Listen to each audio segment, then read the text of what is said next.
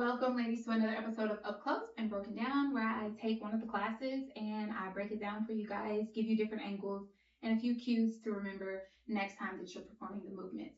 All right, so today I'm going to go over a Wednesday session.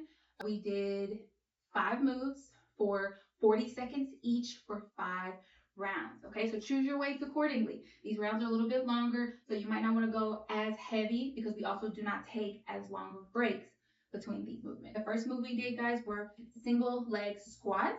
The first thing, guys, it's important with whatever you use to do your squat on, chair, ottoman, bed, whatever, a bench, it needs to at least be to your knee. This is a little bit lower for me, but I do have the range of motion and the stability to be able to use this as my seat. But in general, if you're wondering if yours is high enough, it should come about to the knee. It could be a little bit below, it could be a tad bit higher, but it needs to be somewhere in this knee range. That's going to give you about a 90-degree angle on that squat.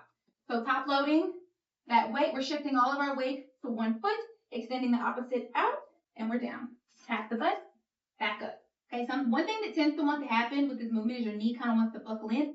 Actively press that knee out as you hinge at the hips, the butt back, tap, drive through the heel to bring it back up. Ways that we can modify this. One way is you can use no weight, just body weight, focusing on that movement, using just body weight. All right, another way, you can hold the wall for assist, use one weight, up. And the most modification you can do here is to keep that left foot down as an assist. You're gonna just use the toe, okay? So still pressing the bulk of your weight through that right foot, left toe down, just like that. And you can pop it up. If you ever feel confident throughout the movement, you can bring the foot up. Exact same thing on the left side. Our next movement is a compound upper body movement. We're going from a bent over row into our lateral raise. The important thing with the lateral raise is you can do them several different ways. The way we're focusing on right now, what we did this morning, is not directly out to the side, okay? We're coming at about a 40 to 45 degree angle. So we're not forward, we're not directly out to the side, we're somewhere in the middle range, okay? Creating a V with our arms. Another thing we're doing, instead of lifting up and shooting back with our thumbs leading, we want to tilt the wrist in, holding the weight, and lead up with the pinkies.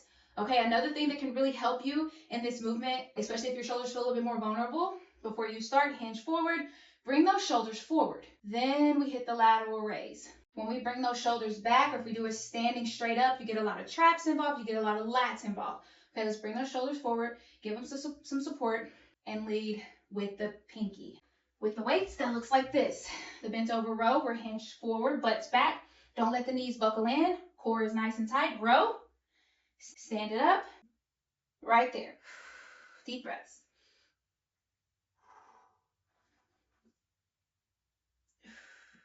Slight bend in the elbows. Guys, that's another thing. We're not locking the elbows. You're not pushing, pulling up with straight arms, okay? Bend those elbows slightly. Protect your elbows. Last movement, we have a combination back lunge, single leg curl press, and this is a hammer curl. Okay, so front curl, the wrists are facing forward. Hammer curl, the wrists face in towards you. All right? You can imagine if you were using a hammer, you wouldn't use a hammer like this, you would use it like this. Okay?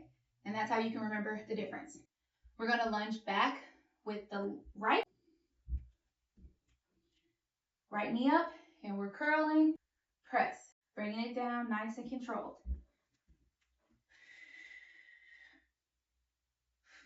Okay? Same thing with the opposite side. Back lunge, holding, nice and controlled. Squeeze the dumbbell tight. Okay, of course you can modify this movement by not necessarily holding the foot up, maybe coming to the toe. Still pressing the bulk of your weight on the right side, and you can play around with that foot until you feel comfortable on one leg. All right, those are our movements. Until next time, guys, review this video, review the others, get comfortable with the form in these movements because we will do these movements again. And I really want you guys to be able to progressively load and get better and get stronger with these moves every single week.